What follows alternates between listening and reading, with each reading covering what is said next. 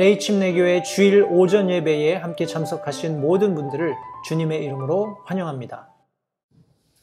오늘 계속해서 요한계시록 1장 14절로 16절까지 있는 말씀입니다. 이 말씀을 통해서 저희들 함께 계속해서 예수 그리스도의 용모, 그분의 용모에 관해서 함께 말씀을 살펴보고 있습니다. 오늘 네 번째 시간인데 제가 본문의 말씀을 읽고요. 그리고 나서 잠시 기도한 후에 본문 내용 속에 있는 예수 그리스도의 용모 함께 살펴보도록 하겠습니다. 요한계시록 1장 14절로 16절까지의 말씀입니다. 그분의 머리와 그분의 머리털은 양털같이 희고 눈같이 희며 그분의 두 눈은 불꽃 같고 그분의 두 발은 용광로에서 달군 듯한 정제된 돛 같으며 그분의 음성은 많은 물소리와도 같고 그분의 오른손에는 7별이 있으며 그분의 입에서는 양날 달린 날카로운 칼이 나고 그분의 용모는 해가 세차게 빛나는 것 같더라. 오늘 예수님의 용모에 관해서 네 번째 시간 함께 말씀을 나눌 텐데 말씀을 잠시 기도하시고요. 함께 말씀드리겠습니다. 살아계신 아버지 하나님 감사합니다. 오늘 복된 주일 사랑하는 성도들과 함께 살아계시고 영원하시며 또 불변하시는 하나님의 진리의 말씀을 나누며 함께 복을 나눌 수 있는 이 시간 다시 한번 감사를 드립니다. 특별히 예수 그리스도께서 요한계시록을 통해서 사도 요한에게 교회에 드러내라고 보여주신 예수 그리스도의 용모가 참으로 많은 의미를 담고 있다는 것을 우리가 함께 말씀을 공부하면서 깨닫게 됩니다. 다시 한번 이 시간을 통해서 예수 그리스도의 음성이 무엇과 같은지 우리가 좀 더 성경 말씀을 통해서 깊이 있게 예수 그리스도의 음성을 이해할 수 있는 이 아침 되도록 도와주시기 바랍니다. 말씀 전하는 소중을 주님께 의탁드립니다. 주님께서 성령으로 충만케 하시고 하나님의 용처대로 사용하셔서 살아계신 하나님 한 분만이 모든 영광을 받으시기를 다시 한번 간절히 바라보며 예수님의 귀하신 이름으로 기도했습니다. 아멘. 예배실 옮기고 나서 좀 이게 룸이 작아지니까 제가 막 소리를 안 쳐도 되니까 좋으네요. 편안합니다. 우리 지난 시간에 계속 몇 시간 동안 우리 예수 그리스도께서 어떤 모습으로 사도 요한에게 보여지셨는가 하는 그런 내용들을 함께 말씀을 통해서 나누었습니다. 그런데 제가 누차 말씀드리면서 우리가 잊지 말아야 할 것은 사도 요한이 이 예수님의 모습을 보았을 때의 상태였어요. 그는 주의 날에 성령 안에 있었다라고 말씀하고 있습니다. 인간이 가질 수 있는 여러 가지 제약이나 선입견들이 배제되어 있는, 다시 말해서 하나님께서 순수하게 마지막 시대를 살고 있는 교회들에게 예수 그리스도께서 누구신지를 보여주기 원하셔서 사도 요한에게 이것을 계시하셨다는 것을 우리가 염두에 두고 생각할 때 인간적인 선입견 혹은 내가 가지고 있는 어떤 가치관이나 철학이나 여러 가지 그런 잘못된 인간적인 어떤 필터를 가지고 이 말씀을 접하게 되면 엉뚱한 결과가 나온다는 겁니다. 그래서 그것을 배제하는 측면에서 계속해서 제가 하나님의 말씀들을 통해서 사도 요한이 본 것 혹은 하나님께서 교회에게 가르쳐주고 싶어 하시는, 드러내 보여주고 싶어 하시는 예수님의 모습이 무엇인지를 여러 차례 제가 강조하면서 설명을 드렸습니다. 성도님들 잊지 마십시오. 우리가 하나님의 말씀을 공부할 때 여러 가지 중요한 원리가 있겠습니다만 그 중에 하나 우리가 잊지 말아야 할 중요한 원리는 내 생각의 틀 안에 하나님의 말씀을 꾸겨 넣으면 안 된다는 거예요. 그러면 괴물이 나옵니다. 그죠? 항상 말씀을 우리가 공부할 때는 하나님의 말씀을 통해서 내 모습을 들여다보고 내가 잘못된 것이 있으면 기꺼이 버릴 수 있는, 또 하나님께서 원하시는 모양이 있다면 그 모습대로 하나님이 나를 빚어가시도록 허용하는 이런 겸손한 모습을 가지고 하나님의 말씀을 공부하는 것이 먼저 맞고 그리고 내게 유익이 된다는 사실을 절대 잊지 마시기 바랍니다. 여기 사도 요한이 보았던 예수님의 머리 그리고 그분의 머리털, 머리카락은 우리 두 가지로 사도 요한이 설명을 했습니다. 하나는 그분의 머리와 머리털이 양털처럼 희었다라고 설명했죠. 이 양털처럼 희다라는 것은 우리가 여러 가지 성경 말씀을 통해서 예수 그리스도만이 하나님 앞에 온전하신 순결하신 분이시다라는 것을 상징한다라고 설명을 드렸습니다. 문자적으로 예수 그리스도의 머리와 머리털이 희었던 것은 사실이지만 그렇다고 해서 우리가 흔히 생각하는 하얀 백발을 가진 그런 예수님을 생각하는 것은 조금 어폐가 있습니다. 그래서 여기 지금 사도 요한이 보았던 양털처럼 흰 예수님의 머리와 머리털은 하나님 앞에 예수 그리스도께서 얼마나 순결하신가, 얼마나 정결하신가, 순수하신가 하는 것을 의미한다. 하나님의 예비하신 어린 양으로서 그분만이 그런 정결과 순수함을 하나님 앞에 가질 수 있다라는 것을 묘사한다고 설명을 드렸습니다. 또 다른 하나 우리 사도 요한이 예수님의 머리와 머리카락을 보면서 그 희기가 마치 눈과 같이 희다라고 말씀을 드렸어요. 여기 지금 설명을 하고 있습니다. 이 눈이라는 것은 우리가 잘 아는 것처럼 눈의 결정들이 제각기 다 다릅니다. 마치 사람이 어떤 사람도 지문이 같은 사람이 없는 것처럼 눈의 결정들도 정말 우리 한방눈이 펑펑 내릴 때 보면 그걸 어떻게 다 세고 있습니까? 그죠? 막 어지러울 정도로 쏟아지는 그 많은 눈 그런 알갱이들이 하나도 같은 게 없다는 거예요. 달리 말하면 우리 예수 그리스도 자신께서도 이 땅 가운데 오셔서 전적으로 하나님의 의를 이 세상 가운데 보여주시기 위해서 오셨던 것처럼 예수님은 한 번도 자기 자신을 드러내기 위해서 사셨던 적이 없습니다. 요한복음 말씀을 통해서도 내 양식은 하나님의 뜻을 이루는 것이다 라고 말씀하셨을 정도로, 그리고 결국에는 갈보리 언덕에 피 흘려 돌아가셨던 것처럼 전적으로 하나님의 의를 이루고자 하시는 그런 목적을 가지고 그런 삶을 사셨어요. 성도님들, 저와 여러분들도 하나님 앞에 예수 그리스도께서만이 유일한 순수함, 정결함을 가지고 계신 것처럼 저와 여러분들도 전적으로 하나님의 의를 세상 가운데 반사하는, 리플렉트하는 그런 삶을 살지 않으면 하나님 앞에 의롭게, 순수하게, 정결하게 드러날 수 없다는 사실을 다시 한번 기억하시기 바랍니다. 눈 입자는 가만 들여다보면 색깔이 없습니다. 그죠? 투명하잖아요. 그런데 그것이 빛을 어떻게 반사하느냐에 따라서 하얀색으로 그냥 보여지는 거예요. 저와 여러분들이 그런 삶, 우리가 투명하게 순결하게 살아갈 때 하나님께서 이 세상 가운데 투영하고자 하는 의가 올바르게 온전하게 투영된다는 겁니다. 그렇게 할 때 우리 삶에 의미가 있게 되는 겁니다. 다시 한번 사도 요한이 보았던 예수 그리스도의 머리와 머리털이 어떤 의미를 가지고 있는지 다시 한번 정리하시고요. 제가 매번 이렇게 다른 새로운 내용들을 설명드릴 때마다 이렇게 계속 정리하는 이유는 성도님들이 이제 자다가도 이런 모습들을 상상하실 수 있게, 예수님이 그냥 머리가 허연 백발의 노인이 아니라 그것이 무엇을 의미하는가 생각하실 수 있도록 제가 매번 리뷰를 해드립니다. 우리 두 번째 우리가 살펴보았던 것은 그분의 눈들이었어요. 영어로 설명한다면 His eyes, 그분의 눈들이 어떠했는가? 성경은 그분의 두 눈이 마치 불꽃 같았다라고 설명하고 있습니다. 이 불꽃이 의미하는 바 여러 가지 우리가 성경 말씀을 함께 찾아보면서 확인한 바대로, 성도님들, 우리 하나님께서 이 창세 이후에 인류를 바라보시는 그런 모든 관점들은 연민과 아쉬움 그리고 그들을 향한 안타까움으로 점철되어 있다는 거 아마 다 동의하실 거예요.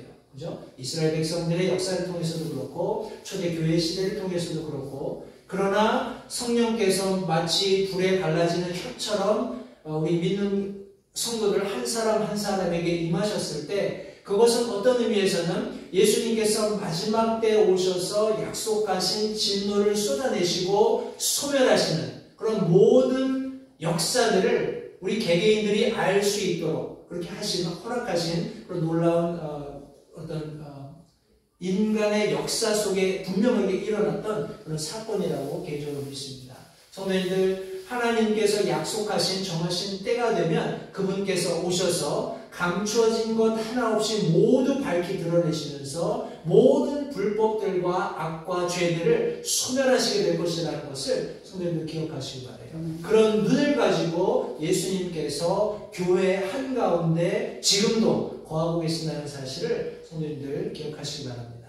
그리고 우리가 함께 살펴보았던 세 번째 것이 그분의 두 발, 우리가 두 주 전에 함께 살펴보았습니다.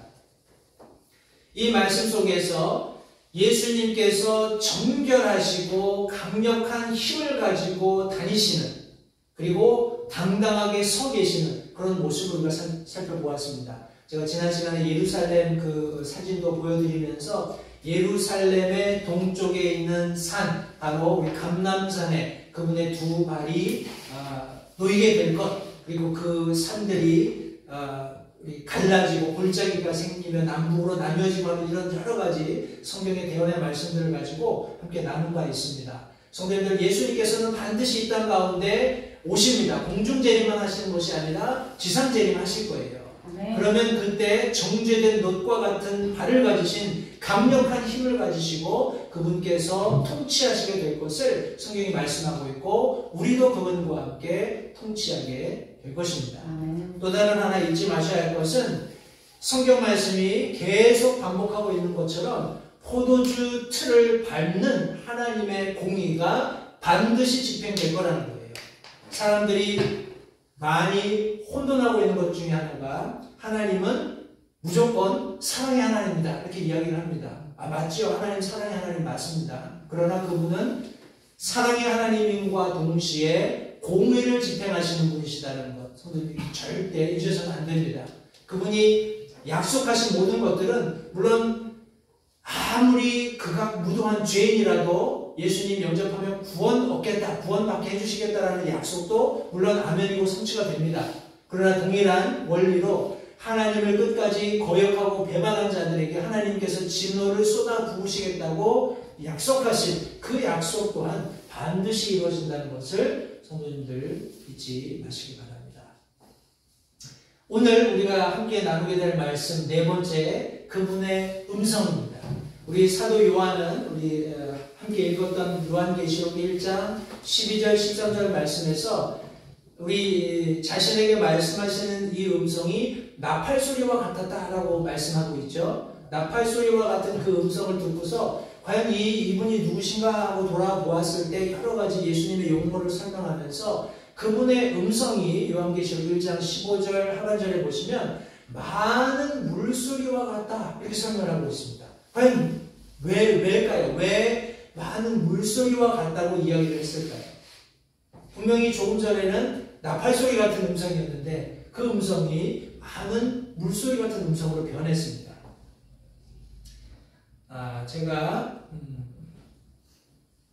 이 동영상에는 제가 이렇게 링크가 안 돼서 올려놓지 못했는데 한번 소리만 들어보십시오. 소리만. 지금 제가 이거랑 연결을 해서 들려드릴게요.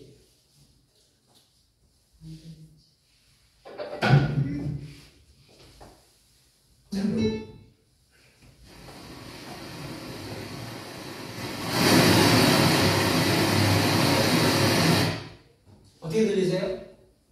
한 번 더. 이건 다른 물소리입니다.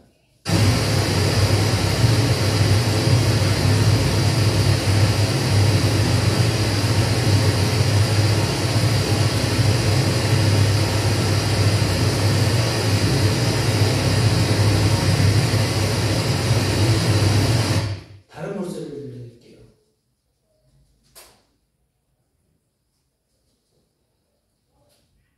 제가 쓰고 있는 이 방이 원래 인터넷 그 모뎀하고 좀 거리가 멀어서 이거는 지금 3시간짜리인데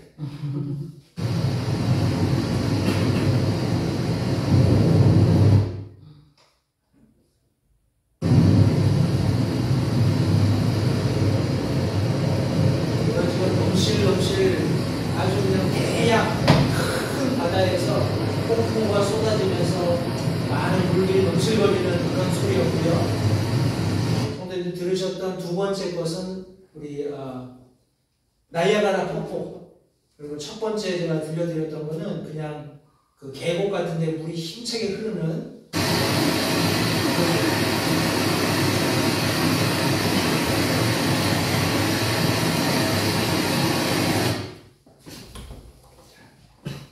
핵심은 제가 이런 소리를 들려드리는 이유는 아까 제가 서두에 말씀드린 것처럼 그럼 우리가 가지고 있는 선입견을 가지고 이 말씀 접하게 되면 하나님의 목소리가 마치 그냥 이렇게 와 이러는 소리가 나겠구나 이렇게 생각할 수 있다는 거예요. 근데 과연 왜 사도 요한이 예수님의 음성이 많은 물소리와 같다고 했을지 한번 말씀을 천천히 찾아가면서 제가 그 이유를 조금 부연 설명을 드리겠습니다. 여기 성경 안에 많은 물소리와 같다라고 표현된 것들이 있어요. 물론 하나님의 임재, 하나님의 나타나실 때 그런 소리들이 많이 설명되어 있습니다만 그 몇 구절들을 제가 함께 성경과 나누겠습니다. 에스겔서 1장 24절 말씀해 보시면 그들이 갈 때에 내가 그들의 날개 소리를 들었는데 그것은 큰 물들의 소리와도 같고 전능자의 음성 곧 말하는 음성과도 같으며 군대에 떠드는 소리와도 같더라. 그들이 설 때에는 자기 날개들을 내렸더라 설명하고 있습니다. 여기 지금 그룹들을 설명하고 있어요. 우리 그룹이 제일 처음에 나타난 성경에 등장하는 것은 우리 에덴 동산에서 아담과 하와가 범죄한 이후에 하나님께서 그들에게 가죽옷을 지어 입히시고 내보내시고 혹시 인간이 다시 선악과를 따먹는 선악을 알게 하는 과실의 나무를 따먹는 그런 사건이 벌어질 것 같아서 하나님께서 에덴 동산을 그룹으로 보호하셨다. 천사들을 두셔서 보호하셨다 하는 그런 말씀으로 처음 등장합니다. 그런데 여기 지금 에스겔서 1장 24절 말씀을 보니까 그룹들이 움직이는 그런 묘사를 합니다. 그런데 그들이 날개가 있대요. 날개가 있으면서 갈 때 날개들이 소리를 내는데 그것이 큰 물소리와도 같았다. 그리고 전능자의 음성, 곧 말하는 음성과도 같았고 군대에 떠드는 소리와도 같았다라고 말씀하고 있습니다. 그것을 그냥 우리 심상이라고 하죠. 마음속에 이렇게 그냥 그림을 한번 그려보세요. 구체적인 어떤 대상을 설정하지 마시고 그냥 이렇게 들렸겠구나 생각을 해보시고요. 에스겔서 43장 2절입니다. 제가 지난 시간에도 인용을 했습니다만 보라 이스라엘의 하나님의 영광이 동쪽 길에서부터 임하시더라. 그분의 음성은 많은 물들의 소리 같았고 땅은 그분의 영광으로 말미암아 빛나더라. 하나님께서 그분의 영광과 함께 이스라엘 동쪽으로부터 다시 말해서 우리 감람산에서 우리 지상 재림하시고 예루살렘을 향해 오시는 그분의 모습을 설명할 때 그분의 음성이 많은 물소리 같고 온 땅이 그분의 영광으로 말미암아서 빛이 났다 설명하고 있습니다. 우리 시편 29편 3절 4절 말씀에 주의 음성이 물들 위에 있도다. 영광의 하나님께서 천둥 소리를 내시나니 주께서 많은 물들 위에 계시도다. 주의 음성은 권능이 있고 주의 음성은 위엄이 가득하도다.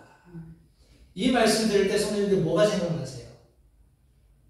제가 나중에 이제 그 내용들을 좀 더 구체적으로 설명하겠습니다만 저는 개인적으로 이 말씀을 들을 때 창세기 1장에 있는 말씀이 생각이 났어요. 왜인지 제가 조금 이후에 설명을 드리겠습니다. 우리 요한계시록 14장 2절 말씀에서도 내가 하늘들로부터 나는 한 음성을 들었는데 그것은 많은 물들의 소리 같고 큰 천둥 소리와도 같더라. 또 내가 자기 하프를 타는 자들의 소리를 들었는데 지금 여기 요한계시록 14장 2절에 나타나는 이 음성은 성도님들 두렵고 공포를 주는 그런 음성은 저는 개인적으로 아니라고 생각을 합니다. 왜냐하면 그것과 아우러져서 지금 하프를 타는 자의 소리까지 듣는 그런 아름다움과 장엄함과 어떤 위엄 이런 것들이 공존하는 그런 어떤 청각적인 그런 상황인 것을 우리가 미루어서 짐작할 수 있습니다. 같은 요한계시록 19장 6절 말씀에 또 내가 들으니 큰 무리의 소리 같기도 하고 많은 물들의 소리 같기도 하며 우렁찬 천둥들의 소리 같기도 한 음성이 이르되 할렐루야 주 하나님 곧 전능하신 분께서 통치하시는도다. 어찌 보면 이 여러 가지 많은 물들의 소리가 등장하는 그런 구절들 중에 유일하게 그 소리가 무엇을 말했는지를 설명하는 구절입니다. 그 소리가 뭐라고 얘기하냐면 할렐루야 주 하나님 곧 전능하신 분께서 통치하시는도다. 핵심은 그겁니다. 우리 지금 사도 요한이 보았던 예수 그리스도의 음성, 그분이 나타내고자 했던, 그분이 우리에게 교회 시대에 말씀하고자 하시는 그런 핵심적인 요소는 할렐루야 주 하나님 곧 전능하신 분께서 통치하신다 라는 이 사실이에요. 성도님, 과연 이것이 무슨 의미가 있고 왜 사도 요한은 예수님의 음성을 많은 물소리로 비유를 했는지, 우리 성경 안에 너무나 많은 내용들이 있겠습니다만 제가 몇 가지 요약해서 그 성경이 드러내고 있는, 많은 물소리를 통해서 드러내고 있는 그 주제가 무엇인지를 한번 찬찬히 살펴보도록 하겠습니다. 먼저 아까 제가 말씀드린 것처럼 우리 시편 말씀이 드러내고 계시는 창세기 1장에 있는 말씀을 같이 한번 볼 텐데, 성도님들 말씀을 찾으셔서 천천히 제가 말씀을 읽으면서 설명하는 부분을 한번 따라와 보시기 바랍니다. 창세기 1장 말씀에 보시면 처음에 하나님께서 하늘과 땅을 창조하시니라 이렇게 말씀하고 있습니다. 그러면서 창조 사역을 설명하시면서 2절 말씀에 보시면 땅은 형태가 없고 비어 있으며 어둠은 깊음의 표면 위에 있고 하나님의 영은 물들의 표면 위에서 움직이시니라 라고 말씀하고 있습니다. 그러면서 계속해서 뭐라고 말씀하시냐면 3절 4절 말씀을 제가 뛰어넘겠습니다. 그리고 5절 말씀에 보시면 6절 말씀입니다. 6절 말씀에 보시면 하나님께서 이르시되 물들의 한가운데 궁창이 있고 또 그것은 물들에서 물들을 나누라 하시고, 우리 잘 아는 것처럼 우리 3절부터 5절까지 있는 말씀은 하나님께서 빛을 만드시고 어둠으로부터 빛을 나누시는, 그리고 그것이 첫째 날이 되었다는 굉장히 의미가 깊은 그런 창조 사역의 그런 시발점입니다. 여기 우리가 2절에서 읽었던 것처럼 땅은 형태가 없고 비어있고 어둠이 깊음의 표면 위에 있었다라고 했잖아요. 그러니까 성령께서 그 모든 혼돈 위에 임재해 계실 때 하나님께서 제일 먼저 하셨던 것은 그 어둠을 제거해 버리시는 것이에요. 어떻게 해요? 빛이 있으라. 빛을 만드심으로써 어둠으로부터 빛을 완전히 구별해 내셔서 이제 하나님께서 창조하시는 모든 것들이 빛 아래서 완전한 창조를 이룰 수 있는 그런 기틀을 마련하셨다는 거예요. 그리고 나서 하나님께서 제일 먼저 하셨던 것이 무엇인가 하면 방금 읽었던 우리 6절 말씀에 물들의 한가운데 궁창이 있고 또 그것은 물들에서 물들을 나누라. 성도님들 보십시오. 저는 이 말씀 이렇게 공부하면서 막 아주 뭐랄까 점률, 아주 큰 감동이 있었어요. 한번 보십시오. 하나님께서 온 이제 우주 천지를 창조하시는 그런 처음에 물론 빛 예수 그리스도를 완전하게 예비하시고 창세 이전부터 생각하셨던 것들이 창조하시는 그 첫 순간에 드러날 수 있게 하셨을 뿐만 아니라 그 이후에 물들을 나누셨다고 말씀하고 계십니다. 성도님들, 물이라는 것이 창조에 있어서 얼마나 큰 역할을 하는지를 다시 한번 생각해 보세요.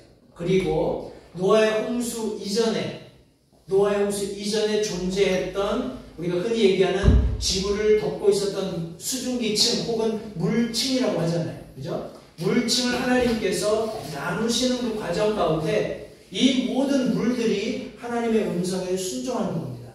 그냥 하나님이 자 궁창이 생기고 위에 물 아래 물 나눠져 그러면 그냥 조용하게 이렇게 됐을까요? 그 장엄하게 울려 퍼지는 소리를 한번 상상해 보세요. 이 땅에 존재했던 가장 생명의 근원으로서 존재했던 물이 하나님의 음성에 순종을 해서 그 가운데 궁창을 두면서 위의 물과 아래 물로 나눠지는 그 장엄한 그 소리를 한번 상상해 보세요. 아니, 전율이 잘 오지 않으세요? 하나님께서 그렇게 되라고 말씀하셨을 때 그렇게 이루어진 겁니다. 그리고 아래에 있는 물들을 한 곳에 모이게 하시면서 거기서부터 생명들을 이끌어내셨어요. 물론 하나님께서 땅에서도 기는 생물이며 여러 가지 짐승들을 만들어내셨지만 하나님께서 그에 앞서서 이 물들로부터 하나님께서 생명들을 이끌어내셨다는 거 생각해 보십시오. 그런 놀라운 역사가 일어났다는 그 순간, 성도님들 그 순간에 거기에 있을 때 얼마나 큰 감격이 있었을까요? 그 장엄한 소리를, 성도님들 그 많은 물들의 소리를 한번 들어보시기 바래요. 상상해 보시기 바랍니다. 우리가 잘 아는 것처럼 그 사건이 있고 나서 우리 창세기 6장 말씀에 보면 하나님께서 안타깝지만 이 세상을 심판하셔야 했던 그런 사건이 성경에 기록되어 있습니다. 6절부터 제가 창세기 6장 6절부터 8절까지 말씀을 읽겠습니다. 말씀을 보시면 주께서 땅 위에 사람을 만드신 것으로 인해 슬퍼하시며 또 그것으로 인해 마음에 근심하시고 주께서 이르시되 내가 창조한 사람을 지면에서 멸하되 사람과 짐승과 기는 것과 공중의 날짐승까지 다 그리하리니 이는 내가 그것들을 만든 것으로 인해 슬퍼하기 때문이라 하십니다. 그러나 노아는 주의 눈에 은혜를 입었더라.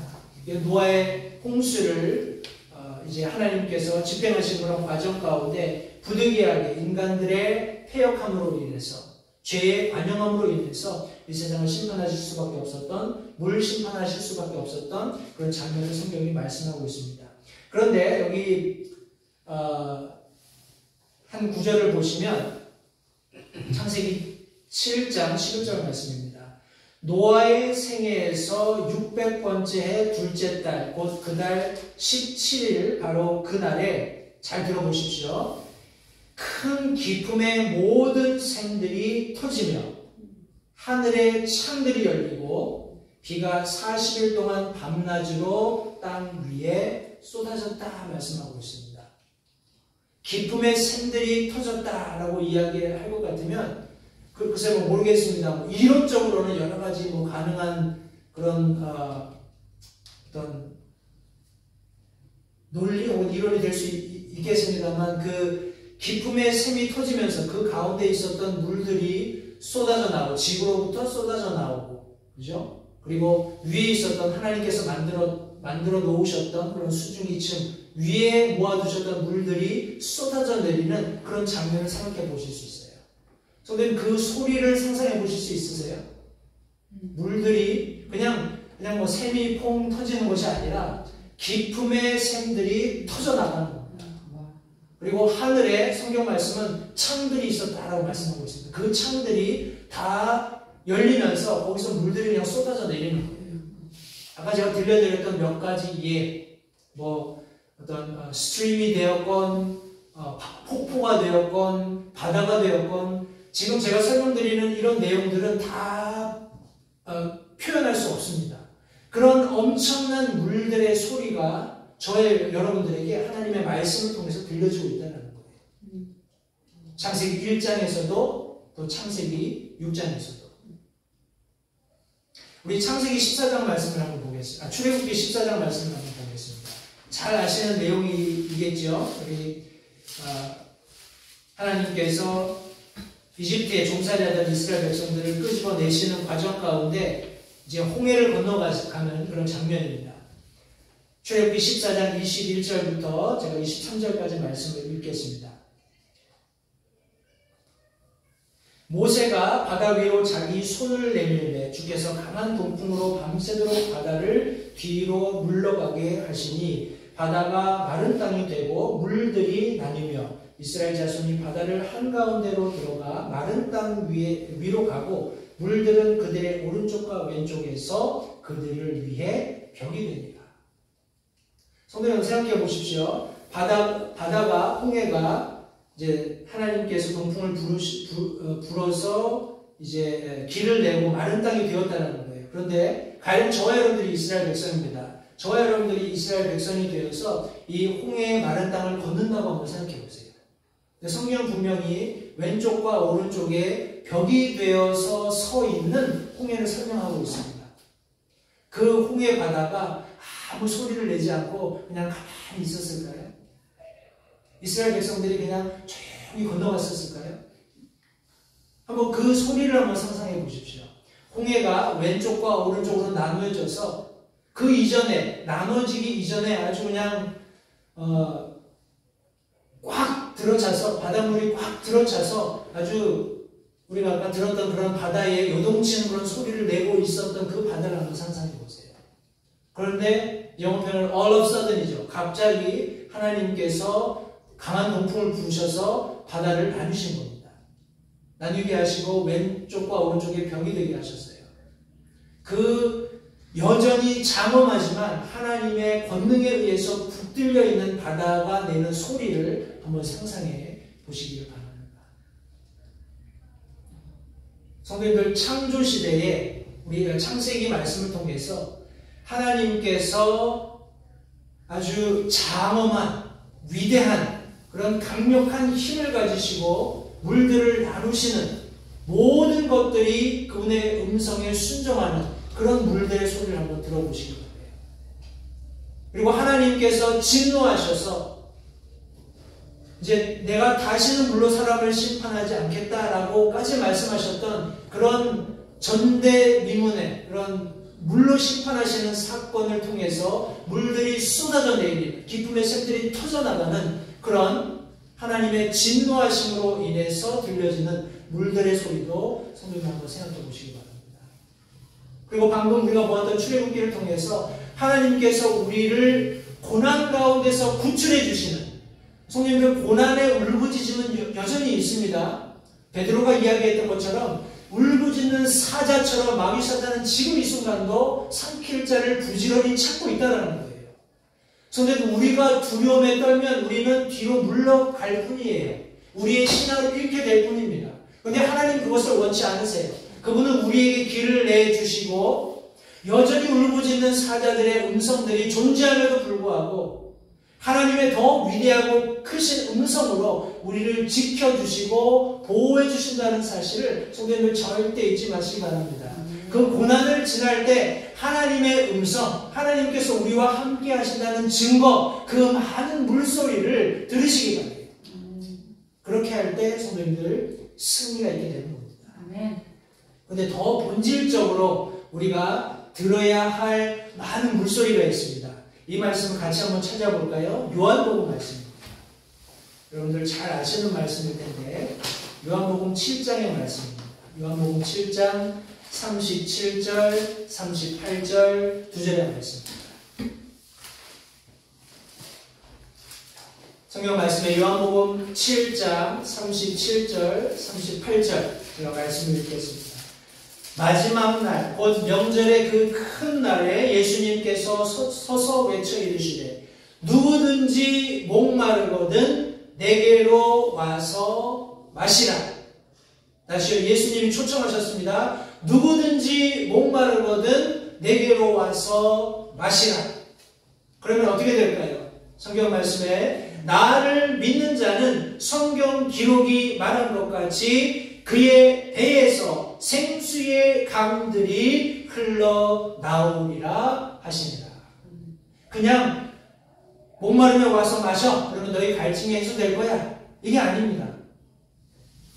누구든지 목마르거든 내게로 와서 마시라. 나를 믿는 자는 성경 기록이 말한 것 같이 그들의 배에서 생수의 강들이 흘러나리라. 사랑하는 성도님들, 저와 여러분들이 예수님을 개인의 구주로 영접했을 때, 성령께서 우리의 삶의 주인으로 내주에 계실 때, 성도님들 기억하십시오. 저와 여러분들의 삶에는 이미 그 생수의 강들이 흘러 넘치도록 약속되었고 그렇게 디자인되었다는 거예요. 저와 여러분들의 삶 속에서는 끊임없는 생수의 강들이 흘러 넘쳐야 하고 그 생수의 강들이 넘치는 그 소리들이 가득 차야 한다는 겁니다. 다른 세상의 소리를 들을 여력이 없어요. 필요도 없습니다. 이유도 없습니다. 하나님께서 주신 그 생명으로 인해서 기쁨이 샘솟아 나는 거예요. 그냥 콸콸콸콸 넘쳐나는 겁니다. 그 소리가 내 삶을 진동하는 거예요. 차고 넘치는 겁니다. 다른 사람에게까지 그 영향력을 미칠 수밖에 없다라는 거예요. 성도님들, 오늘날 그리스도인들의 삶을 한번 보십시오. 너무나 위축되어 있어요. 너무나 세상에 억눌려 있습니다. 그도 그럴 것이 많은 이런 얘기는 조금 지금 주제와 맞지 않습니다만, 세상이 악해지면 악해질수록 그리스도인들이 그리스도인으로서의 그런 어떤 본질 혹은 기본적인 그런 신앙생활을 하는 것이 사실은 점점 어려워지는 것이 사실입니다. 왜냐하면 타협하는 그런 선들이 너무나 가까이 와 있거든요.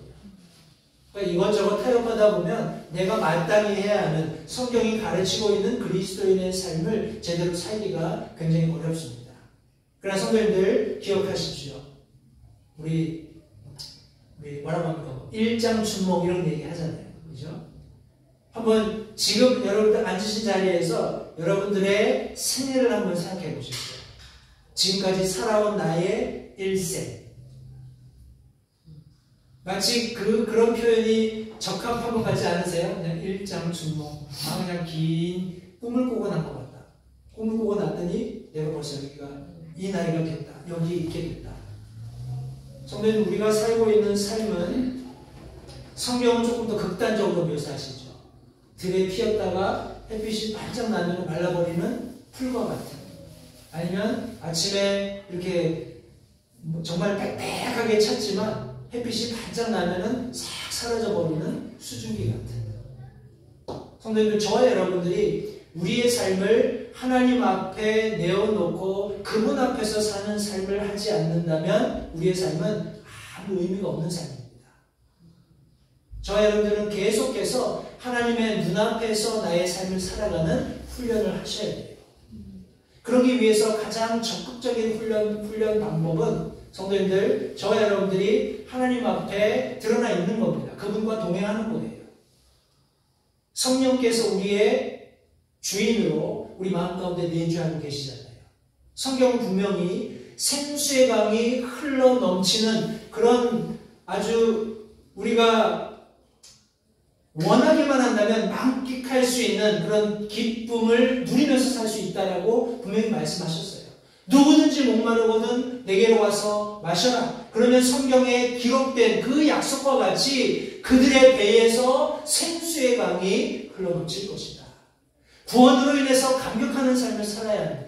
성령께서 나와 함께 하시기 때문에, 나를 인도해 주시기 때문에 경험하는 승리로 인해서 승리의 함성이 매일매 순간 저와 여러분들의 삶 속에 가득 차 있어야 하는 것이 마땅한 그리스도인의 삶이라는 말씀입니다. 성도님들, 어려운 시대를 살고 있습니다. 우리가 전혀 상상하지도 못했던 그런 고난들이 여전히 우리 삶 가운데 존재합니다. 우리가 살고 있는 이 시대에 존재해요. 그러나 다시 한번 성도님들 잊지 마십시오. 하나님께서 우리 사도 요한을 통해서 예수 그리스도를 계시하셨을 때 들었던 그분의 음성을 저와 여러분들은 오늘날도 들을 수 있고 들어야 합니다. 많은 물소리를 성도님들 들으십시오. 그분은 창조하는 그 시점에 많은 물소리를 이미 발산하셨어요. 우리 범죄하는 인간들을 징계하는 그 순간에도 하나님께서 많은 물소리를 듣게 하셨습니다. 이스라엘 백성들을 구출하는 그 순간에도 이스라엘 백성들이 구출을 받는 바로 그 시점에 많은 물소리를 듣게 하셨어요. 오늘 이 순간 저와 여러분들이 예수 그리스도를 개인의 구주로 믿고 살아가는 믿음의 여정을 살아가는 이 순간에도 여전히 하나님께서는 많은 물소리를 듣게 하시는데, 성도님들, 그것이 우리에게 그 근원이 있다라는 것 다시 한번 기억하시기 바래요. 사도 바울이 얼마나 답답했으면 우리 고린도 교회 성도들에게 너희 몸이 너희 것이 아니고 하나님께로 받은 성령께서 거하시는 성전인 줄 알지 못하느냐? 라고 답답한 심경을 토로했을 거예요. 저와 여러분들이 그것을 너무나 잘 알고 있습니다. 그죠? 저와 여러분들이 가지고 있는 이 몸은 하나님께로부터 받았고 성령께서 거주하시는 점입니다. 이 안에서 예배, 찬양, 하나님을 향한 끊임없는 사랑이 넘쳐나야 하는 것은 너무나 당연합니다. 성도님, 우리가 그렇게 못하는 그런 삶을 살았다면 우리 회개해야 합니다. 다시 한번 기쁨을 회복할 수 있게 되기를 바랍니다. 감사를 회복하시기 바라요. 찬양을 회복하시기 바랍니다. 성경 말씀처럼 그 배에서 생수의 강이 끊임없이 뿜어져 나오는 많은 물소리를 내면서 흘러 넘치는 그런 삶을 우리가 모두 살아서 우리 자신에게 약속된 기쁨을 만끽할 뿐만 아니라 우리 주변에 아직 예수님 알지 못하는 분들에게도 어디서부터 그런 기쁨이 넘쳐나는지, 어디서부터 그런 감사가 넘쳐나는지 알고자 하는 그런 어떤 궁금증을 유발하는 그런 우리 모든 그리스도인들이 되었으면 좋겠습니다. 우리 계속해서 다음 시간에 5번째 시간 가지게 될 텐데, 말씀을 하나하나 찾으면서 이렇게 공부할 때마다 저도 개인적으로 굉장히 아주 익사이팅합니다. 성도님도 그런 마음을 가지시고 기도하는 마음으로 다음 주에 오시면 우리 다음 주에는 우리 합동 예배를 드리겠고요. 우리 11월 마지막 주에 오시면 우리가 성경 공부하도록 하겠습니다. 계속 요약해 드리는 말씀들을 묵상하시면서 잘못된 그런 예수님의 어떤 그림들, 제가 말씀드린 것처럼 인터넷에 많이 떠도는데 그런 예수님이 아니라 우리가 지금 살펴보고 있는 이와 같이 아름답고 부요하시고 강력하시고 공의를 집행하시는 하나님이라는 사실을 기억하시면서 돌아오는 한 주도 성도님들 우리 생수를 뿜어내는 그런 많은 물소리들을 내고 또 그 소리들로 인해서 감격하는 복된 한 주를 모두 사시기 바랍니다. 기도하겠습니다.